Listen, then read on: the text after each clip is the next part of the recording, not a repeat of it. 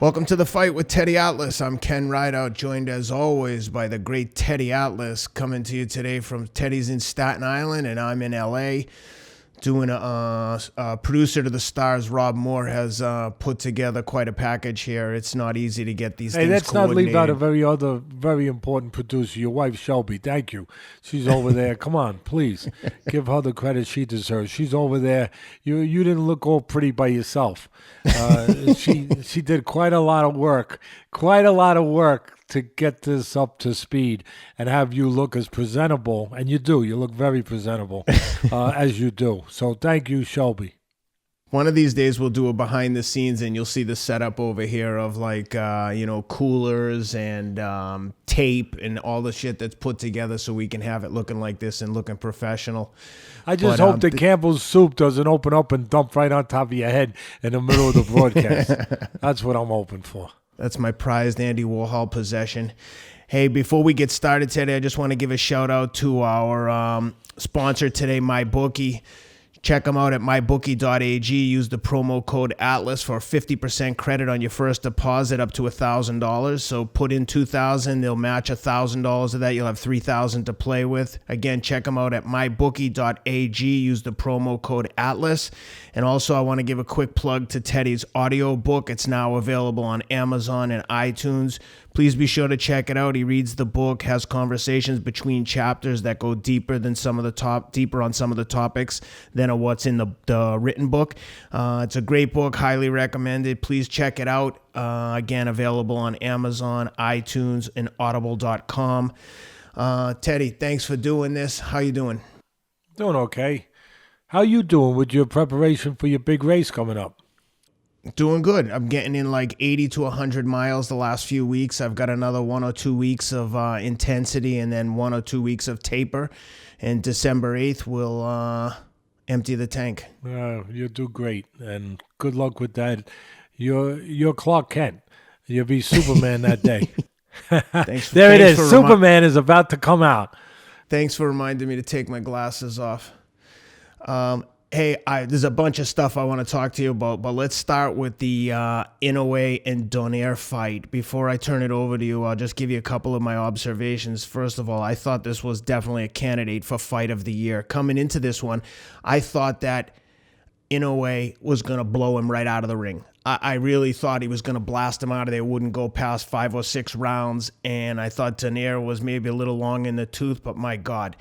I don't know, and I'm curious to hear your take if you think it was more an incredible performance by Donaire or Inoue to overcome what he overcame. He suffered allegedly a broken nose and a broken orbital in the second round, and this fight was back and forth the whole time. It was pure entertainment. I loved every second of it, but I'd love to hear what you think and what your observations were, because again, I'm curious who you were more impressed with, because both guys were, again, fought like champions and were complete gentlemen after the fight. Inoue let Donaire take the Ali trophy back to his hotel room and spend the night with it because he promised his kids that they'd get to see the trophy after the fight. It was just, that's class. It was awesome. That's class. It's good to see that. You see that great respect for fighters afterwards in the ring. I think that's one of the things that gets missed. Not properly appreciated in our great sport, as you see the tragedy sometimes, and obviously the difficulty of the sports in some ways with the enforcements of it and the administrators of it. But when the those two noble warriors get in the ring and they are prepared, boy, and they go at it, and they face things that most people will never face in a lifetime. They bear everything. They face their insecurities, all their inhibitions, all their doubts, all their fears. Yeah, fighters have fears too. They're human. And they face all of that in front of the world. And they put it all on the line. It doesn't get any better. And then when it's over with, and they go at it tooth and nail, the way they do in some of the most epic battles, then they embrace. And it's one of the most genuine things that you're ever going to see in life, in sports, in anything, because that embrace is real, it's sincere. as heartfelt. Because what it is they're hugging each other saying, I know what you went through. I know what you went through. I just went through it with you. And I know the darkness of what we just faced. And we got through it. And thank you. I know it sounds crazy to some people. You just went battle with somebody 12 rounds. But that's what they're saying. Thank you. Thank you for allowing me to go to a place that maybe I didn't even know till tonight I could go to, and pushing me to that place. And I appreciate that I found out something about myself that maybe I didn't know before, or maybe I found out again that was still there. And maybe that's exactly what Donaire was thinking. I found out again. It was still there. And so those hugs, those embraces are as pure as it gets. And at that moment, it's one of the most pure things for the world to see, because there's no race, there's no ethnicity, there's no religion, there's no creed. There's nothing that matters. Nothing that is seen by those two noble warriors. Nothing except two men that faced what most people never face and went through it and pushed each other to the limits. That's all that's seen. Nothing else. Nothing else matters. And that's a reminder for all of us in life. Nothing else should matter. Nothing else should matter. Just what a human being is in their core. The humanity of a person. The character of a person. That's all that should matter. People could take a lesson from that. So that's what I wanted to say, that we had the opportunity just now, it seemed, to say that. And yeah, I'm in agreement with you. I think it was both sides that stepped up. First of all, like you said, Ken, most people thought at 37 years of age, or just about that birthday, that Donaire would have no chance. But Cus D'Amato used to always say to me, on a given night, if a former champion, and Donaire's a former champion of several weight classes, if a former champion can remember and bring back for one night what he has been in the past, even though it looks like it's past him, for one night, a champion can remember and bring it back. Wow. You better look out. The other guy better be worthy. He better be the real deal. The other guy usually is the champion, as in the case here with Donaire, with Inoue. But Cus would always say that. You're fighting a former champion. Sometimes you think the guy's past himself. And Holyfield's a great example of that. I mean, most people thought when he was getting ready to fight Tyson, there were people that were saying Tyson might kill him. I mean, there were people that were saying the commission was irresponsible to make that fight. I mean, because Holyfield hadn't looked good in his few fights before that, and Tyson was this, Darth Vader destroyer of worlds, of people. And, the power was still there with Tyson. So, and what happened? On that night, the character, the championship quality of Holyfield, it came back. He remembered. Champions can remember.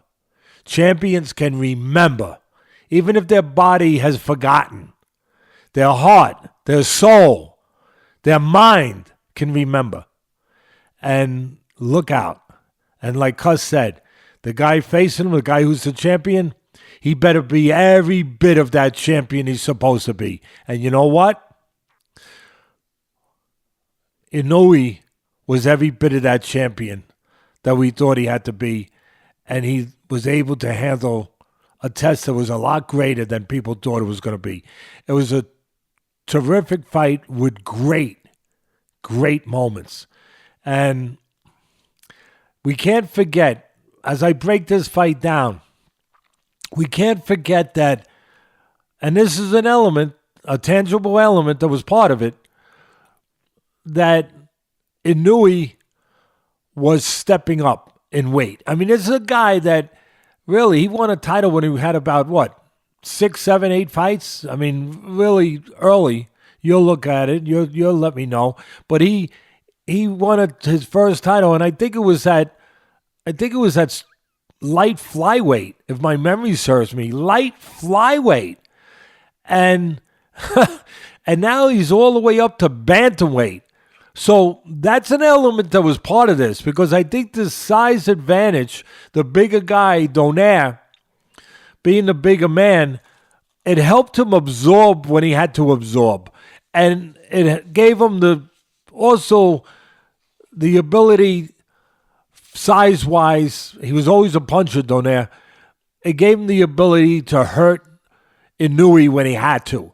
So I think the size was definitely a factor. And I think it's a reminder, before I go further in breaking this fight down, that even great fighters get to their max. Like the great Lomachenko, and I think he's great. I got him number 1. I got Crawford number 2. You could flip-flop the two of them, depending what flavor you like that day. You like strawberry, you like vanilla, you like chocolate, you like sprinkles on it, or whatever. But both of them are great. But Lomachenko, I think he's gotten to his max. He's at lightweight now. He came up from featherweight, junior lightweight. I don't think he can go much any further and be at the supreme place that he's at. And the same thing for Inoue. I think that he maxed out. I think this is it. And again, I think that was part of the element in this fight, was the size. And with that size, this is how I saw the fight. I saw Donaire, the former champion, looking to back up. He had a plan. I'm going to back up the smaller guy, the guy whose nickname is Monster. If your nickname Monster, right there, that could be a problem, right? Right there, you got to be ready. Who are you fighting next week? I'm fighting Monster. All right. I hope you're ready. I hope you're ready. So he's fighting this great puncher and great fighter in Inoue. And his plan was, I'm the bigger guy. You know what? I'm going to back him up. He's never been backed up. I'm going to put him on his back foot and negate some of his ability to be set. There's different ways you can take away the ability for a better puncher or a good puncher or a great puncher to not be set. One is to give angles. Like we did with Alexander Volzik. I don't usually use my fighters as examples. I don't like to do that. But it came to mind when we fought the great champion Adonis Stevenson, who was a champion 5.5 years and was one of the greatest punchers I've ever seen in boxing. And at that time, maybe the best puncher in boxing, either him or Wilder, either one. And we had to give him angles and to keep him offset, to keep him from being set. And the other way to do it is to back a guy up. And that's what Donaire did. And he backed up Inoue and kept him a little bit on his back foot that way, and was big enough to handle what he had to handle and big enough to deliver what he had to deliver. And then I saw the fight with Inoue making adjustments, doing what great fighters do, Ken. Great fighters, when they're pushed into that place, they come up with something. They adjust. And Inoue never had to adjust before. He was always the boss. Always the boss. Getting his way, pushing the fight, pushing, the geography of the fight, if you will. And in this case, because of what I just said, he had to make an adjustment. And the great ones do, and he did. What did he do? He started using his legs. Started using his legs more than he ever did. He started pot-shotting. He started timing shots. And he did a great job of countering with left hooks and right hands. Keeping Donaire off balance. And going into, if my memory serves me correct, going into the 8th round, I had Inoue. How do you pronounce his name? Is it Inoue or Inoue? I would say Inoue. Inoue, okay. In a way, it might be Inoue in that sort of way. Okay, I got And you. by the way, he won his first title in his 6th fight, and Wow, that was 6. I knew it was early. that was a light flyweight title. And then in his 8th fight, he moved up and won the flyweight title, super flyweight, and then moved up to bantam. Yeah, pretty damn good. Pretty damn good. You can do those kind of things, you could be called monster. So, in a way, he makes these adjustments. And like I said, I got him winning going into around the 8th round. I got him ahead. And then all of a sudden, it starts changing a little bit. And I'm trying to remember what round, but I mean, it was back and forth, like you said. It was ebb and flow. And that's what great fights are, ebb and flow. You know, whether it's Gaddy and Mickey Ward or Castillo and Corrales or whatever. I mean, it's ebb and flow. It's back and forth. It's different chapters to the story. And the script gets flipped every once in a while. And that's what it was. And then I think it was maybe the 10th, 11th round, maybe the 9th round maybe, but Donaire catches. And another thing I want to add in, it was the jab of Inoue too that he used really a lot in his fight. So he used his legs, he pot shotted, he picked spots, he timed, he counterpunched, and he used that jab. And he did a tremendous job of making those adjustments that he had to make in this fight with a bigger former world champion.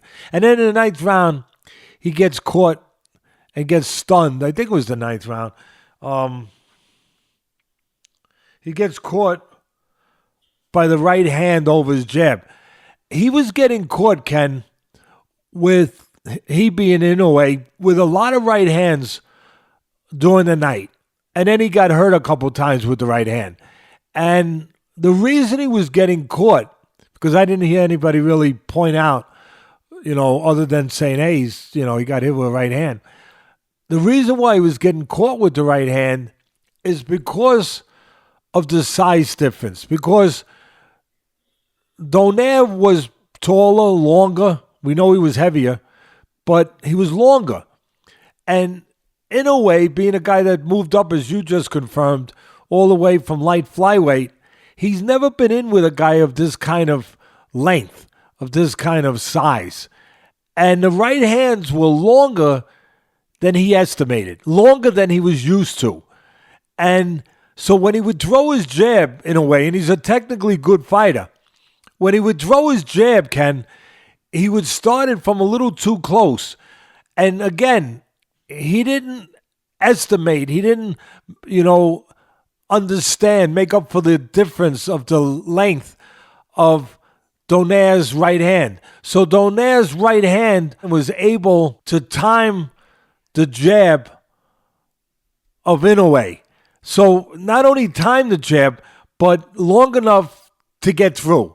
Long enough to where Inoue normally would have been out of range, he was still in range. So the length of the right hand of Donaire really caused a problem all night long, and a serious problem in spots where he nailed him. And again, that's the reason where a lot of you great fans there, watching, thinking, oh, he's getting hit with right.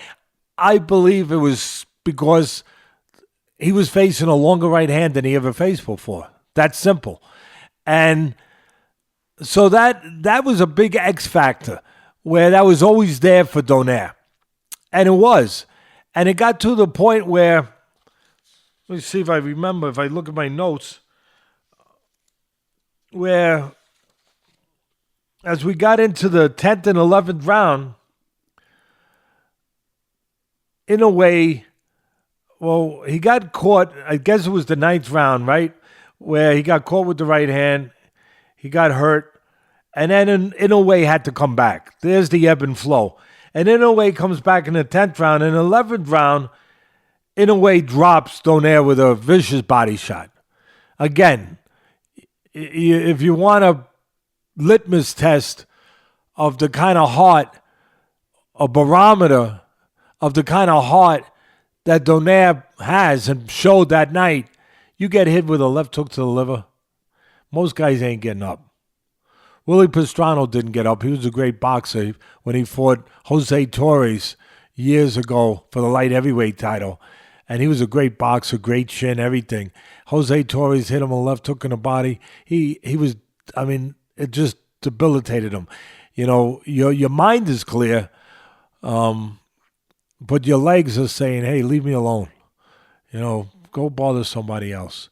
Let me the way Donaire handled it too, he didn't just go straight down. He kind of turned, cringed, and almost like ran away to buy himself a few seconds. Literally, he just turned, ran around the ring for maybe 3 seconds, then took a knee, took the full got up right before the 10 count, and really bought himself a few extra seconds. And like you said, it was a perfect turn of events for that fight, just the ebb and flow and the guts and determination to get back up. Inoue looked to finish him in 11th. I believe it was the 11th, right? And he looked to finish him. And while he was looking to finish him, as epic fights usually have, the former champion, Donaire, he wasn't done talking yet.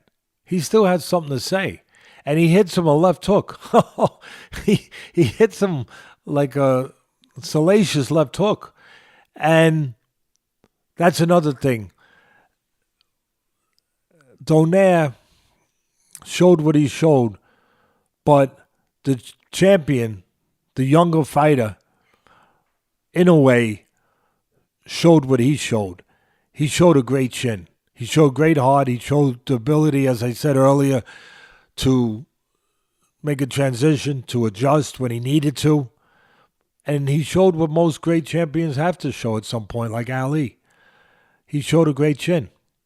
And at a heavier weight, he survived that shot. And he survived the other shots, the right hands that he was getting hit again, as I said, because he just was underestimating the length of the right hand of this bigger man, this longer man, that he had never been in there with a guy quite of that physical stature. So I want to end it by saying that I don't think Donaire at this point in his career will or can ever be as good as he was that night. I think that he squeezed every bit of championship blood that was in him. He squeezed it out like you squeeze a lemon or something. But he squeezed every bit of it out and left it in the ring on the canvas. And I just don't see him ever being able to come close to that kind of performance again. And as I said earlier, I don't think unless there was a perfect spot, you never know.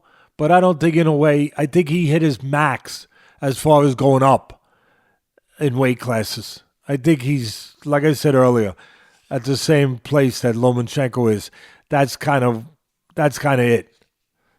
He shouldn't go much higher or any higher. Yeah. Well, it was an excellent fight, and we've been treated to some really good battles this year. I think, J. Rock Williams and Jarrett Hurd's another one that comes to mind.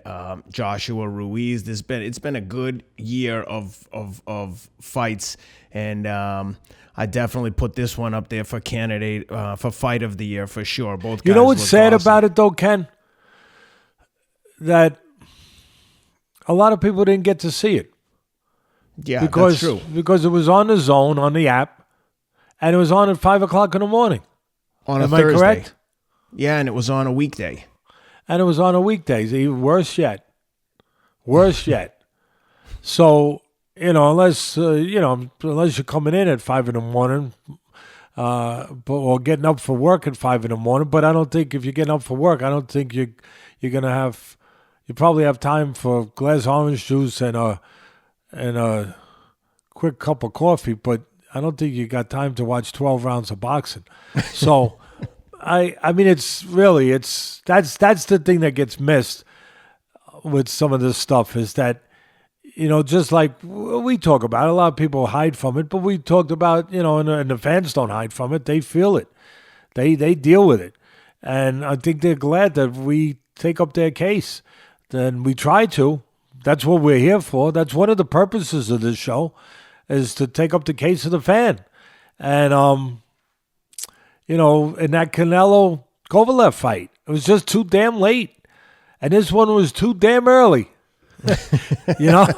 Just, what can I say? Well, let's talk about there's a big upcoming fight this weekend, Deontay Wilder and Luis Ortiz, part 2. I want to say one other thing, just for a second, because I reminded myself of something I didn't give that great champion credit for. One of the things that showed itself throughout the whole fight, his balance. I talked about his counterpunching, his ability to use his leg, his jab, his pot shotting, his counterpunches, but his balance. He's always balanced. He's always in position in a way. Never out of position. Always set. And he reminds me, and people are going to be a little surprised. You know who he reminds me of, Ken? He reminds me of the late, great Joe Louis. I know different weight classes, heavyweight, but he reminds me of Joe Louis in that way. Joe Louis was always balanced. He had a great trainer, Jackie Blackburn, who was also a great fighter. And he doesn't get enough credit because people don't remember that far back. And people don't talk about the history of boxing enough. But baseball they do. I'm not going to talk about the other sports because their history's not that long. Boxing's got a long history. Baseball's got a long history. And there's always someone talking about the baseball history, reminding us of guys like, Ty Cobb and, and all those Satchel Paige and just all those great players from so far back. Of course, Willie Mays, not as far back, Mickey Mantle, Babe Ruth, all those guys, but not in boxing, not enough. And Joe Louis was with all his assets and all his great strengths, he was always balanced. He was never freaking out of position. That's extraordinary. Never. Always in position. Always. That was because Jackie Blackburn, in that case, really developed Joe Louis. And I see the same thing in Inoue. So I just wanted to throw that at him, too. Not that I didn't throw enough bouquets at him, but I wanted to throw him one extra one to the monster. And pick it up, counselor. Pick it up. Well, let's talk about Deontay Wilder and Luis Ortiz, part 2. They fought the first one March 3rd, 2018. Wilder scored a TKO in the 10th round, but not before he was in big trouble in the 7th round. Ortiz had him. I think Ortiz was 1 or 2 punches away from knocking Wilder out, but to Wilder's credit, he fought like a champion, dug deep, and come in and closed the show with a TKO stoppage in the 10th. He was up 85-84 on all 3 scorecards at the time of the stoppage, so this was no walk in the park. And to his credit, he's getting in there again with Ortiz. I'm actually surprised that he would want to take this fight again before he allegedly is going to face Tyson Fury sometime early next year. But curious to hear your thoughts on this one. I'm going to get right to what I think counts. Ortiz is 40 years old, unless he's 41, but he's at least 40. And, of course, he's a southpaw. He was a southpaw the first time. He'll be a southpaw the second time. And southpaws get hit with right hands. And guess what? Wilder punches pretty damn good with the right hand. And so the history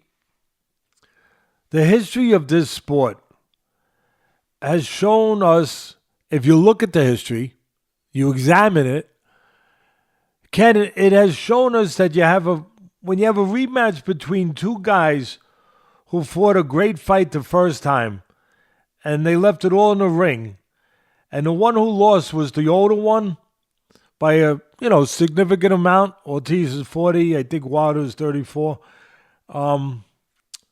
And Wilder didn't have a lot of amateur fights. He started late, so he doesn't have a lot of miles on the odometer. Even at 34, he's a very young 34. Where Ortiz had a big amateur career and all that. And of course, even though You look at the record of Wilder and you see a lot of fights on that record, but they were easy fights. I mean, except Ortiz was a tough fight, but on the whole, as he was being built up, I mean, he was like the old timers would say, he was on a soft diet. He was on a soft diet, buddy. He was on Campbell's soup diet. All right, Campbell's soup, right above your head. That's what he was eating. He was eating a lot of Campbell's soup, and but listen, give him all the credit in the world. He got there. But the point I'm making is that when you go through the history of this sport, the older fighter, the older one, in the rematch, he's usually blown out the second time because he's not able to replicate the initial effort physically or mentally, especially mentally. They feel like they did everything they could. Just try to understand this, Ken, and I'm sure the fans will too. When you got a rematch like this, and it was a terrific fight, and the older guy fights a tremendous fight, and he has the younger guy on the brink of beating him, but he doesn't get it done. The second time, he's got nowhere to go, baby. I mean, physically, but mentally. He physically left it in the ring, but mentally it's like, I did everything I could. I couldn't be any better. And I lost. And so he's deflated. And the mental part is 75% of this business, baby. Sometimes 80%, sometimes 85%, sometimes 90%. The older you are, the more the percentage goes up. So here, that the history has shown us that. I mean, I'll give you the examples. Jersey Joe Walcott, the great Jersey Joe Walcott. What a great heavyweight champ. Great fighter. Great puncher. Pioneer. Used to make moves. Ali copied some of his moves. Our friend Mazador even used one of his moves. The great UFC champion. When he moved to the side a little bit, then came with the flying kick and knocked out his opponent in 5 seconds. He set him up. Jersey Joe used to set guys up with the movement. He'd start walking this way, start walking that way, and then get you a little mesmerized, and then all of a sudden, bang, catch you with something. And Jersey Joe Walcott fought as good as he could fight, maybe the greatest fight he ever fought, against Marciano, a younger fighter. Marciano fighting for the title the first time. And Walcott's ahead going into the 13th round. Matter of fact, if it was a 12-round fight, he would have won. There would have been no Marciano. Yeah, there would have been no Marciano. So, the only undefeated heavyweight champ, 49-0. And Larry Holmes came close, but then somebody named Michael Spinks came up and stopped that from happening. So, he's fighting. Jersey Joe Walcott is beating the young, strong Brockton blockbuster, Rocky Marciano, 13 rounds. And the only way he can lose is by knockout because he's ahead on all the scorecards. And what happens? He gets knocked out in the 13th round. I'll say it again. I can't overstate. Fought a fabulous, magnificent fight. Couldn't fight any better. And then in the rematch, and this is significant because this is what I'm using for example, for proof of my theory, of what I believe. If I'm in the courtroom, you look like a lawyer, Ken, by the way. You do. You look like a lawyer. You look like a winning lawyer. A lawyer that probably gets overpaid, though. Probably gets overpaid a little bit. But still, you look like a lawyer. And so if I'm in a courtroom, I'm trying to make my case I'm trying to make right now, that's Exhibit A. Because in that second fight, in their rematch, what happens? I'll tell you what happens. Walcott gets blown over, run over in 1 round. He couldn't replicate the effort mentally, emotionally, physically. And I know for a fact, In this one case, sometimes it might be my opinion from experience. In this case, I'm calling a witness. I know for a fact that it's true because the late, great. See, there's one of your clients. There's one of your clients. They need you. They need you, Ken. You got to be available.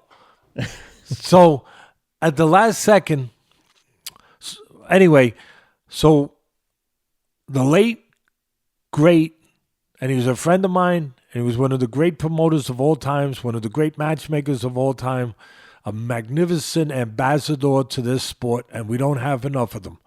Don Shargan, the Silver Fox. He talked to Walcott after that fight. And Walcott told Don Shargan, the great Don Shargan, that going into that rematch, I'm gonna remember pretty much almost exactly verbatim what he told me from the conversation that he had with the great Jersey Joe. Jersey Joe told Don Shargan, Don, when I went into that rematch, I knew I couldn't do anything to beat this guy. In my mind, I did everything in that first one. Everything. And he still got me. He still got me. And I just felt like I felt defeated. And this is the great Jersey Joe Walker. Now, he would never say this to the press.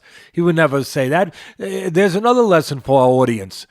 A lot of these great fighters, a lot of these great people, a lot of these great leaders, a lot of these great whatever they are that you look up and you admire and you wish you were like, they got the same doubts you got. They got the same little, sometimes those bad guys on the shoulder, tapping the shoulder once in a while. Psst, psst, psst, psst. Hey, why don't you give in? Hey, why don't you get out of here? They got that same stuff going on. So I think it's a great reminder to our great audience out there that even the great ones have those doubts. But you're never going to know it. You're never going to know it. But now you know it. So he told Don Shargan, I just didn't feel I could win that fight. I didn't feel that I could do anything better. And what happens? He gets run over in one round. And I'll give you another one. Because you put your glasses back on. So you reminded me we're still in the courtroom. I'll give you another one. The great Alexis Arguello. He fights one of the great fights of all time with Aaron Pryor. And our great fans out there are going to say, yeah, Ted, bring that up. Yeah, let's remember Pryor. Pryor was great. Drugs got him I'm sorry, and hurt him. But he was great. He was great. And I'll always remember how great he was. His will, everything. And he fights the great Alexis Arguello. Arguello was older. Arguello had more miles on the odometer. Arguello was several weight class champion. And Aaron Pryor fights him. And if my memory serves me correct, it went late. I mean, you probably find it, or Rob will find it. I believe that was a 15-round fight too back then. And I don't remember exactly if it was 12 rounds it went or it went 14 rounds. Whatever it was, doesn't matter. I mean, we'll get the number before I'm finished. But they fight this great fight back and forth, just like what we're describing in Ortiz and Wilder. Moments for both guys. Tremendous, historic fight. And what happens? Pryor gets to him. Arguello fights one of the greatest fights he ever fought. And people are going to say, Teddy, how could you pick a losing fight for a great fight as one of the great fights? It happens. Even though he lost, just like Jersey Joe, it might have been the greatest fight he ever fought because of who he was in there with. And he fights this great fight with Aaron Pryor, and Pryor still beats him. Pryor still overcomes him. Pryor swarms him in that round. What round was it? I'm trying to find it. 1 sec. He swarms him in that last round, late in the fight. Tremendous fight. And he stops him. He knocks him out. And then what? They fight a rematch. If my memory serves me, it was in Miami. 10th round. And a lot of people, but not the experienced veterans of this sport, but a lot of people are saying, oh, I can't wait. I can't wait. But just like in the movies, Ken, usually usually the follow-up is not as good. You know, what's the word, Rob, for when you got the second movie? It's the sequel. Usually the sequel, I'm so glad I got smart guys around me. I am so blessed. The sequel is usually, unless it's The Godfather. The Godfather 2 was pretty damn good. That was pretty damn good. With a young De Niro showing you a young Corleone in Sicily. Wow, that was good. But other than that, sequels can be disappointing. And same thing in rematches sometimes. And especially when one guy is older and the other guy is younger. And again, they have the rematch, Arguello and Pryor in Miami, and what happens? Not even close. Not even close. It's a mismatch. It's a mismatch. Pryor goes right through him. Maybe knocks him out in 8 rounds. Something like that. But he goes right through him. Not near the drama of the first fight. The resistance. You know why? He didn't have any resistance to give anymore. He got him with a TKO in the first fight. That was the first one was in Miami in 82. Aaron Pryor by TKO in the 14th round. Then in the rematch, they fought in Vegas, and Aaron Pryor got him in the 10th round by a full KO, knocked him out. Yeah, so I had it flip-flopped as far as the sites, but yeah, and it wasn't near as it was more one side. It was just the character of Arguello that even kept him around. That championship character that kept him around for 10 rounds. But again, the former champion, the guy who was older, who gave everything, who spilt it all out on the canvas, not able to replicate it. Not able. I know a lot of people are going to say, oh, this was a great, Teddy, there's a bunch of rematches that were great. Mickey Ward and Gaddy, comparable ages, yes. Nothing really matched the first one, though. Nothing matched the first one. But comparable ages, and nobody got destroyed. Nobody got knocked out in the end.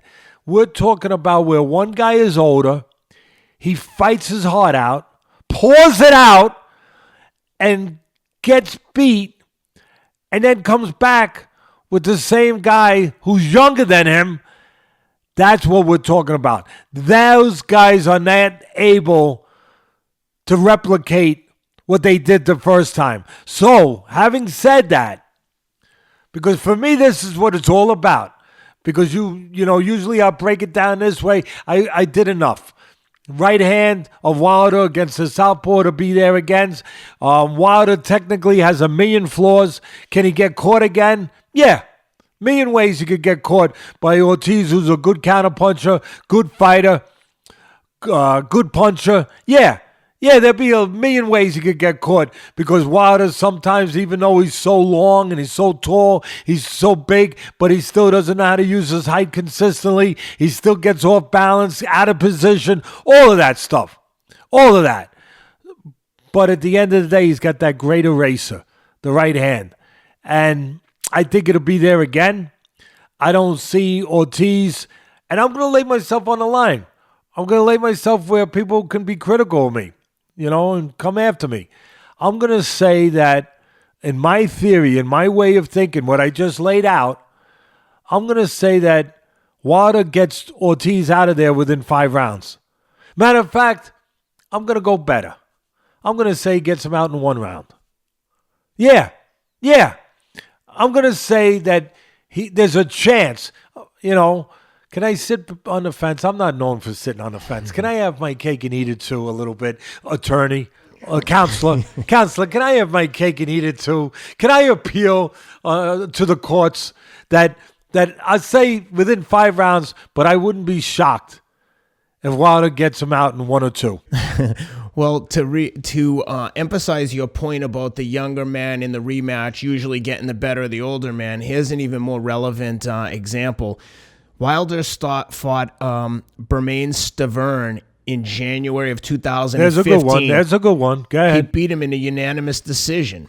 They rematched about 18 months, almost 2 years later. Call it 2 years in November of 17. Blasted him out of the ring in the first round.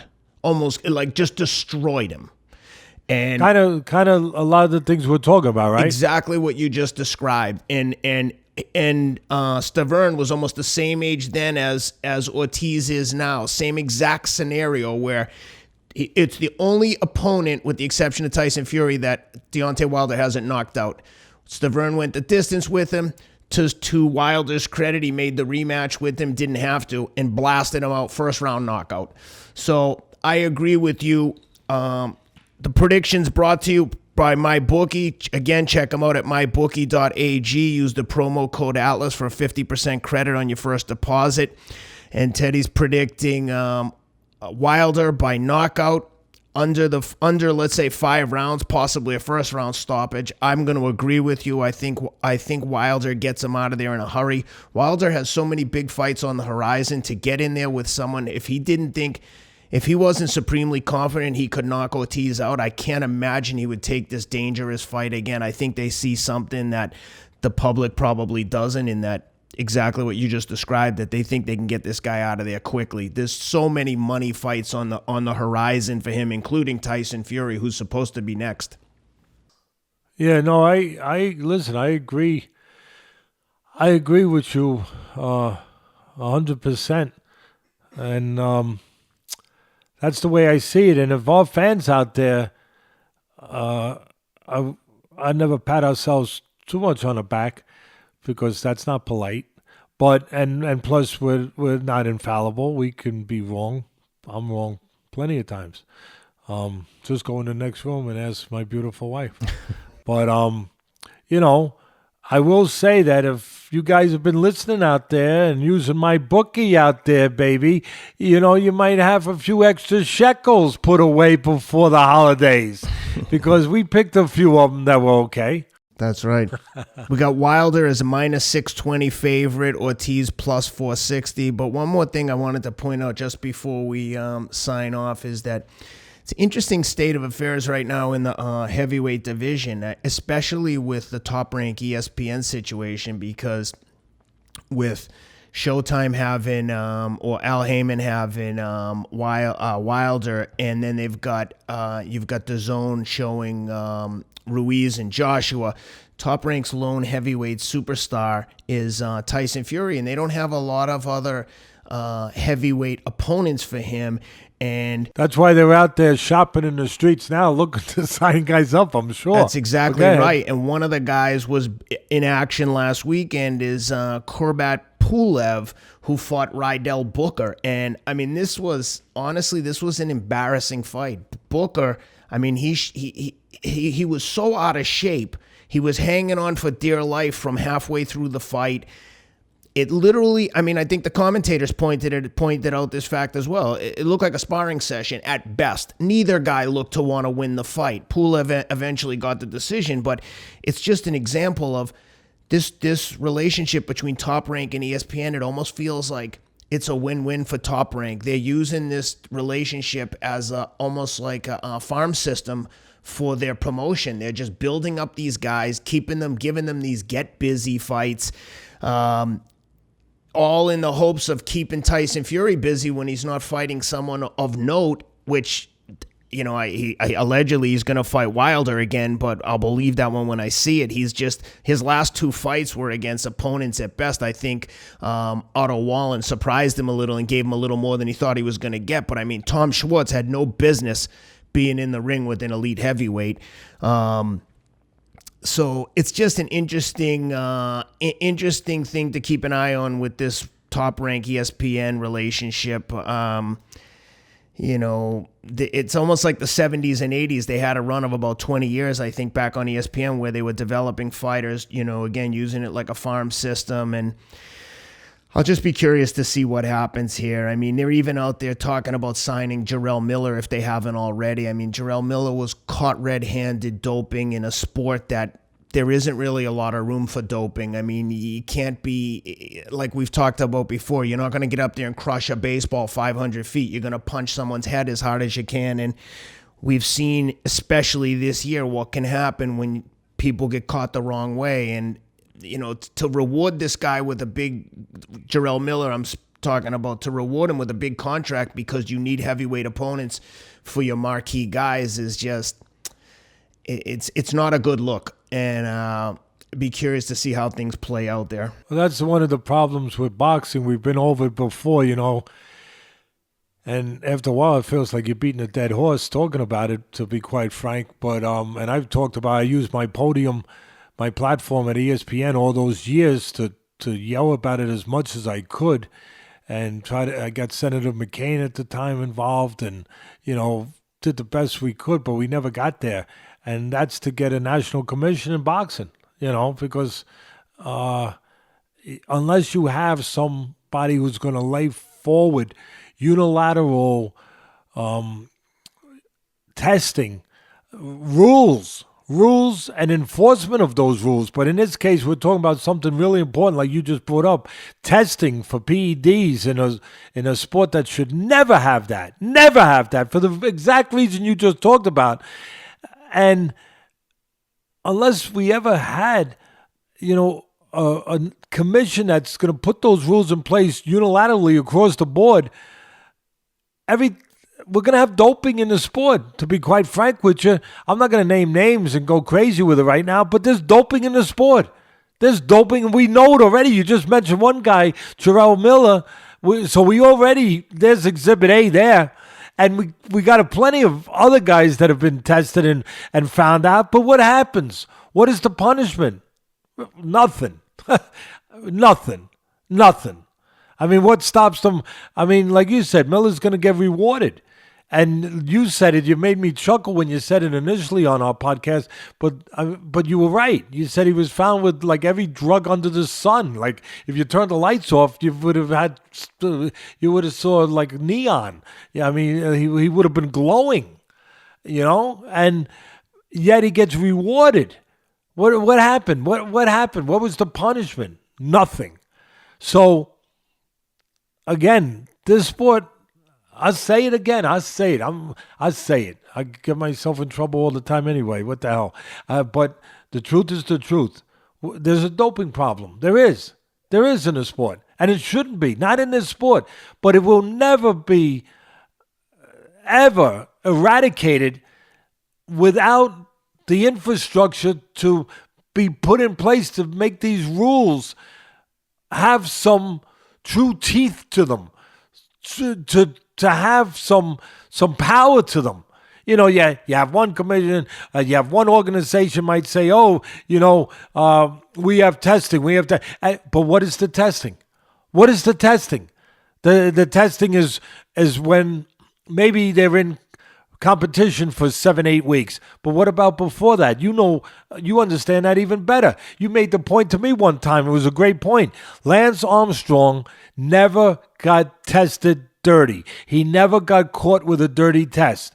What eliminated him was well, you can say it was testimony of his co-conspirators, other guys that were on his teams that knew he was doping, and they basically offered those guys they basically offered them immunity to testify against Lance. So they gave them maybe a 6-month suspension in the off season, but for Lance, based on the testimony of his co-conspirators, he was convicted and banned for life.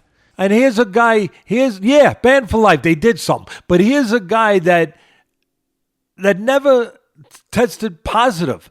They had to get him the way they got him. And you have in our sport where it's not somebody riding a bicycle. Oh, my God. Somebody punching someone in the freaking head that can have this stuff in their veins, in their blood. And what do you have?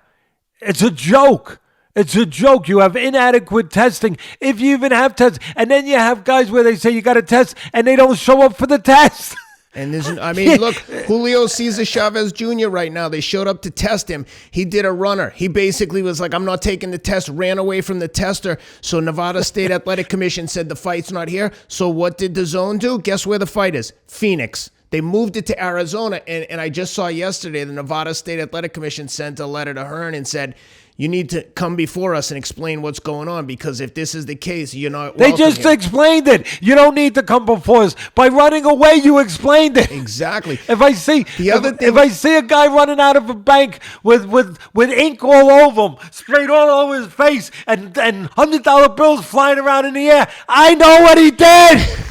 Well, I don't need no one to tell me. Here's the other thing I'll say about the doping testing. If you saw that documentary Icarus, it emphasizes the fact that even under the strictest conditions, it's hard to catch guys who are doping with the most stringent testing of the Olympic testing. And then you had an entire country, the entire country of Russia was doping their athletes like systematically, and you still couldn't catch them.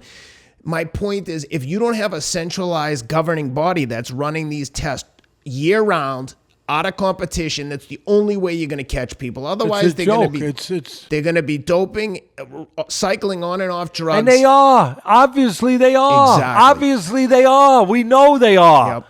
We proved it. But again, you said it. You said it well. You know, on so many levels, we're not set up for it.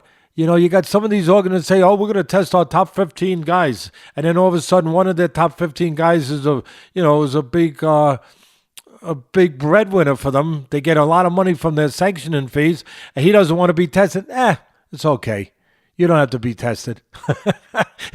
Okay, you don't have to be tested. We'll fine you. We'll slap you on the wrist. Maybe they fine them. Maybe they fine them. They don't even fine them. But whatever. And then, like you said, it's not adequate testing. It's sporadic. They pick their spots when they do it. The guys can refuse to be tested. Oh my! Forget about it. I mean, we'll continue. We'll continue to talk headache about this, especially when we're in person. But we should continue to dig deeper on this and continue to bring experts in and talk to people, because even the smoke screens that some of the commissions throw up by saying, "Oh, we're doing testing," but again, in competition testing within like a 6 to 8 weeks window of the fight, that becomes not a PED test. That becomes an intelligence test. Are you intelligent enough to know when to stop taking the drugs you're taking so you don't get tested? The end. Well, Miller, you would say no. No, well, clearly Miller, he failed. I mean, that guy failed to test for every single drug in competition. I mean, the dumbest thing ever. But a lot of the guys are smart enough to know how to get around it. That's right. You know, and it's not hard to get around. You just said it, because the testing isn't. It's not even thorough. It's loose. It's way too loose. Yes. And again, it's sporadic. It's like some people get tested, some don't get tested. Shouldn't everyone get tested? Some guys could say, "No, I don't want to be." What do you mean you don't want to get tested? What do you mean? What are you talking about? What are you talking about? You don't want to get tested? But again, when you don't have anybody in charge that's saying these are the rules and have significant repercussions if you break the rules, you're going to continue to have chaos. Yep. You're going to continue to have, no allegiance to rules. And in this case, people that dope, you're going to continue to have in a very dangerous sport to begin with, a very tough sport to begin with. You're going to have people that have a unfair extra edge in stuff that is in their veins that could really hurt somebody. Yep. We're trying. Well, listen, Teddy, thanks for doing this today. Appreciate your time. Thanks to everyone for tuning in. Again, thank you to MyBookie. Check them out at mybookie.ag. Use the promo code Atlas. Thanks for all the support to the listeners, the fans. Like Teddy always says, that's the reason we're doing this.